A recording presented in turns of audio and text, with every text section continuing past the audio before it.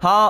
んばんは。はるけです。今回はアタッカー選手ティアリストになります。選手の強さを5段階で評価したものがティアリストになってるので、少しでも参考になれば嬉しいなというふうに思います。で、今回ですね、トレイルブレイザーズ、チーム1、チーム2だったりとかを主に、含めてティアリストを更新しました。で、それでは早速紹介をしていきます。こちらがアタッカー選手の最新版のティアリストになります。D はですね、特に変えてはないかなというふうに思います。前回から、特に更新はなしということになってます。で、C ですね。C も、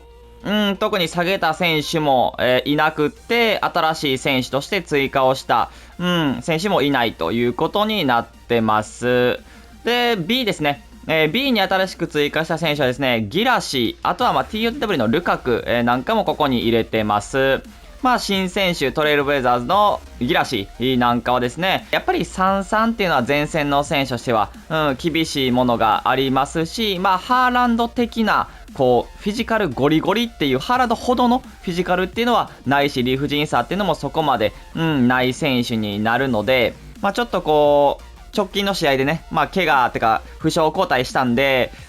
どうなんかなっていう風に思うんですけど、ちょっとコンスタントなね、活躍をこれからもしていって、特殊カードでいっぱい選ばれたらいいなという風に思います。でですね、B と A の間にいるのが、トレイルブレイザーズのマフレズですね、マフレズ。マフレズはね、いや、正直ね、A に上げたかった選手ではあるんですけど、個人的には。ただ、ちょっと、難しい選手というか、軽くてスキルも5で逆足も4だし、非常に扱いやすいキャラクターなんですけれども、フィジカルが弱いんですよね。そこまでフィジカルは強い選手ではなくって、で、かつスピードもそこまでめっちゃ速いっていうほどじゃないんで、どうしても追いつかれてフィジカルでゴリられるっていうことがありますね。なのでドリブルが上手い人だったらマフレーズ強いなとか、結構ええやんって思うかもしれないんですけど、ただなんかその理不尽さっていう風な部分でのスピードとかフィジカルっていうのはどうしてもないんで、なんでね、意外と派手なプレーっていうのはちょっと難しい選手になってしまいます。ただパスのプレースタイルプラスついていたりとかはするんで、どちらかというとサイドアタッカーっていうよりかはキャムタイプ、剥がしてラストパスを送るだったりとか、ビルドアップに関わっていくという風な使い方が、一番いいのかなという風には思います。で、そして A ですね。A に新しく追加した選手多く、いるんですけれども、トレイルブレイザーズ、三笘薫、あとは SBC で来たフリアン・アルバレス、あとは久保建英、そして SBC で、来ましたシャビ・シモンズ、で、あとはですね、フラッシュバックの SBC で来ましたイアゴ・アスパス、そしてトレイルブレイザーズのハリー・ケイン、ここら辺を新しく追加しました。で、クバラツヘリアだったりとか、あとは RTTK の推しメンだったりとかを少し下げたという風な形になってます。で、まず三笘ですね。三笘に関しては、速くて、軽くてという、そんな選手。44もありますし、いいんじゃないかなという風に思ってます。単純にスピードと、軽さがあるサイドアタッカーになるんで、使いやすいキャラクターの中でスピードで置いていくということもできる選手になりますね。で、プレイスタイルで、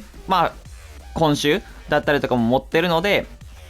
ある程度決定力っていうような部分も、あります。ただ、個人的にやっぱりリアクション、冷静さが高ければ、より良かったかなというふうにも思いますし、冷静さが高ければ、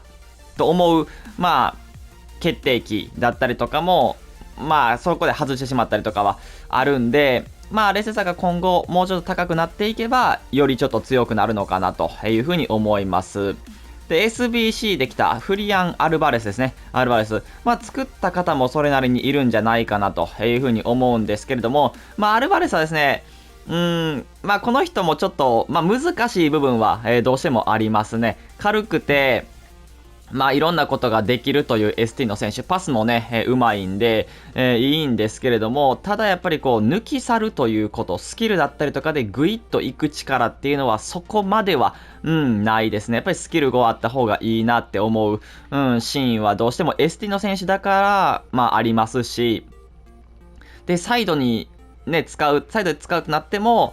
そんなスピードもサイドの選手ほどスピードはないしっていうところで、だからこの人もまあワンチャンパサーというかキャムだったりとか、まあ 3CM の一角とかで使うのが一番いいのかもしれない、最適なのかもしれないですね。ただやっぱり容赦なしのプラスがついていたりとか、あとは積極性とかもね非常に高くてリアクションも高いんで、なんか取られた後にまたすぐ取り返してくれたりとか、混戦の中でアルバレスだけ反応していてこぼれ球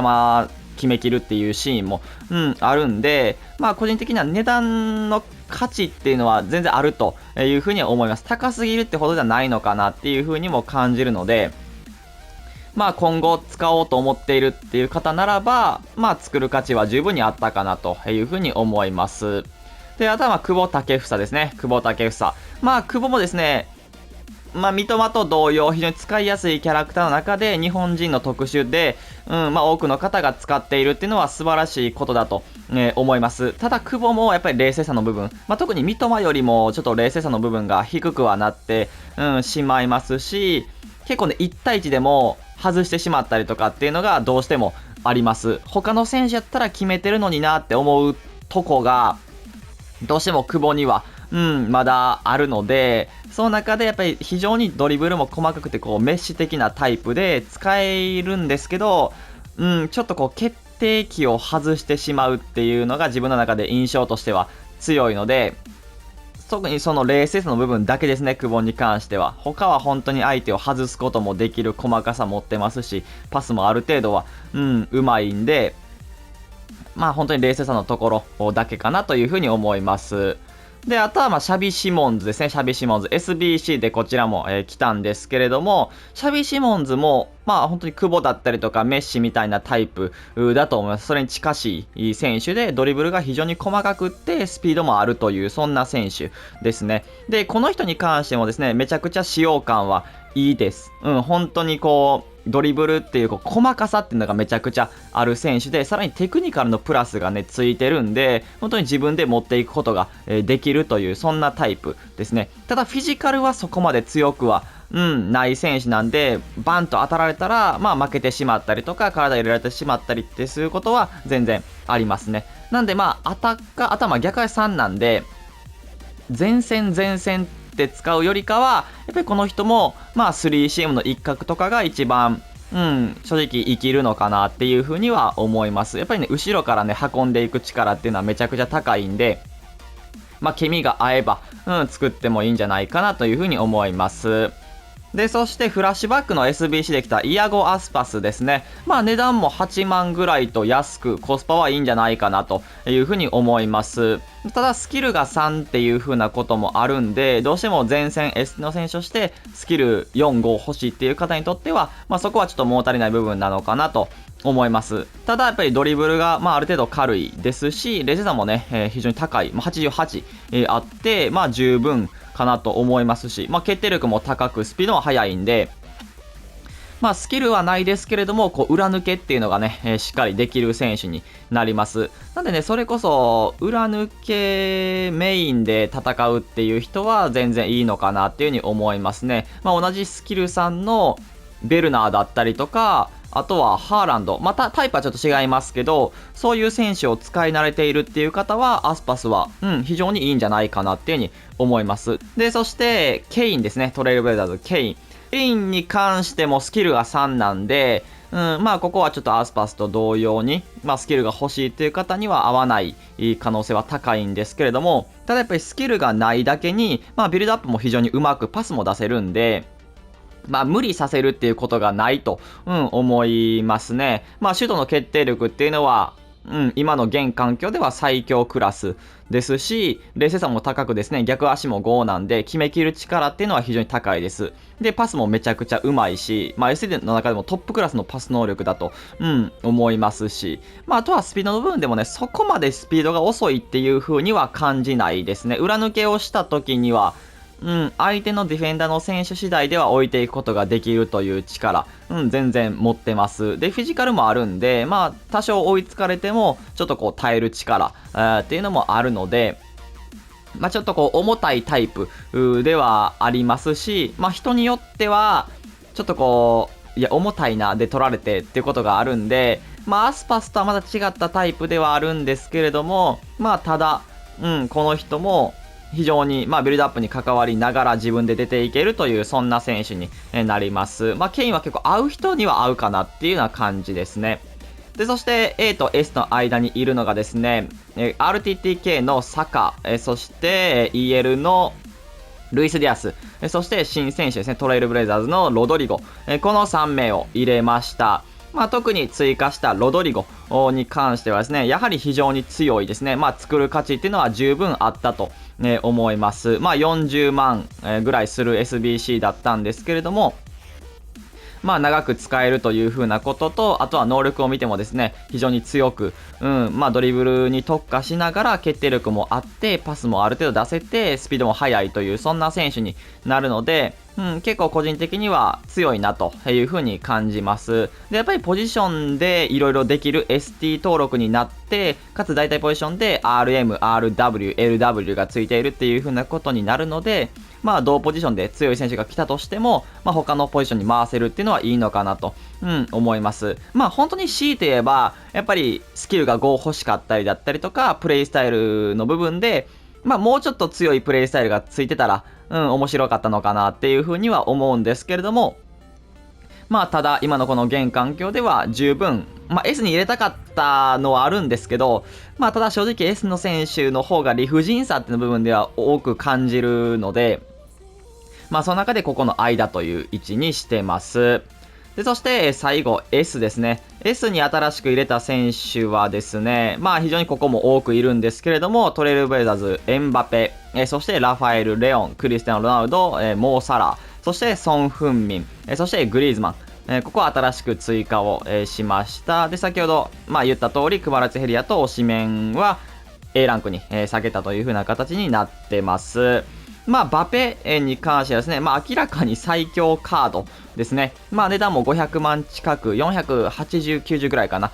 してる選手になるので、ちょっとこう幻のカードに近い、存在かなというふうに思います。プレイスタイルプラスでですね、パワーシュートのプラスがついたっていうふうなことになって、あとはラピードだったりクイックステップも引き続き、ついているということになってます。決定力高くですね、ドリブルもめちゃくちゃ軽くて、スピードは異次元に速いという、そんな選手。裏抜けでも、オンザボールでもスキル5ありながら、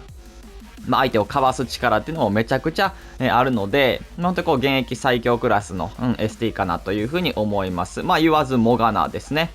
で、あとはラファエル・レオンですね。レオンに関してもですね、非常に強い選手で、一応プレイスタイルのプラスがね、今週に変わったということで、ラピッドだったりとか、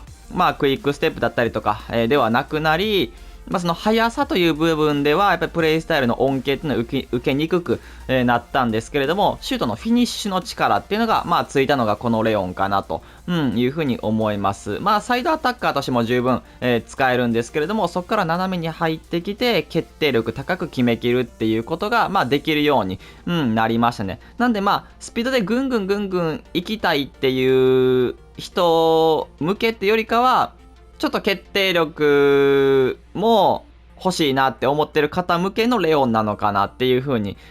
思いますね。個人的にはこのレオンでも十分速いし、相手を置いていける選手ではあるので、めちゃくちゃ強いなという風に思いますね。値段100万は超えてる選手にはなるんですけど、その価値っていうのは十分ありますね。で、あとはロナウドですね。同じポルトガル、レオンと同国籍かなのロナウドなんですけど、ロナウドもですね、かなり強くなったなと思います。プレイスタイルプラスでトリベーラ、アウトカーブの、そこがプラスになりましたし、決定力っていうのは非常に高い選手です。金の時でも自分は、全く不満に感じることはなくて、さすがロナウドだなという決定率を、誇ってくれましたし、スピードが大きく上がってるっていうのが非常にいいですね。金の時から8上がりかな、プラス8されてるので、そこが非常にいいのかなというふうに感じますし、本当に冷静さも高くですね、やっぱゴール前での嗅覚だったりとか、先ほど言った決定力っていうのはめちゃくちゃ高いんで、さすがロナウドと思わせてくれる選手にはなります。で、そしてサラーですね、サラーに関しても非常に強い選手で、特にテクニカルのプラスを備えたっていうのが個人的にはでかいかなと、思います。もともとドリブルもめっちゃ上手くてスピードも速い選手なんで、非常にやっぱりそこの推進力っていうのが活かされるようになりましたね。で、逆足3なんですけど、この人に関してはあんまり自分は、サラは今作も逆足3は気にはならないですね。パスだったらちょっと気にはなるかもしれないんですけど、シュートの部分では全然、なんか右足でも打っていいかなっていう風に思います。やっぱ冷静さこの人も高く、決定力も高いんで、右足でも決めきってくれる力っていうのはあります。で、今週もね、引き続き、プレイスタイルでついてるので、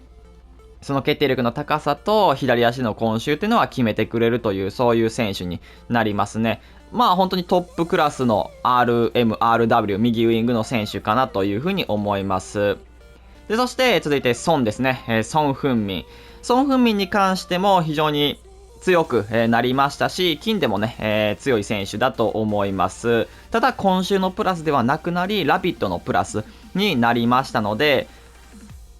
この人もそのプレイスタイルが変わったことによって、もちろん決定力は高いんですけど、その決定力の高さをそのままにより自分でいける、自分でそのスピードでいくことができるようになったっていうことが非常にやっぱ大きいアップグレードかなと思います。で、全然今週も入るんで、この人に関してはプラスじゃなくても、一応ついてるんで、プレイスタイルなんで、その中で自分でも決めきるっていう決定力のその決定機に持っていくまでの力っていうのが新しくついたのかなっていうふうに思います。で、スキルも4なんで、やっぱりどうしてもスキルで剥がすっていうことは難しくなってしまう中で、単純なスピードで置いていけるようになったっていうのはでかいかなと、いうふうに思います。ケミがちょっと難しいんですけど、ただやっぱり110、120してるっていうのはやっぱそれぐらいの価値は十分ある選手だなというふうに感じます。で、そしてグリーズマンですね、グリーズマン。この人もですね、今作非常に強い選手かなと思いますし、このトレイルブレイザーズになったことによって自分は A から S に、更新を、しました。金では A だったんですけれども、こちらのカードは、S に相当すると思います。トリベラのプラスついたことによって、やはりよりアウトカーブで、決めきるということできますし、状況に応じてアウトカーブが出るようになったっていうのはでかいかなというふうに思います。やっぱり逆足3なんで、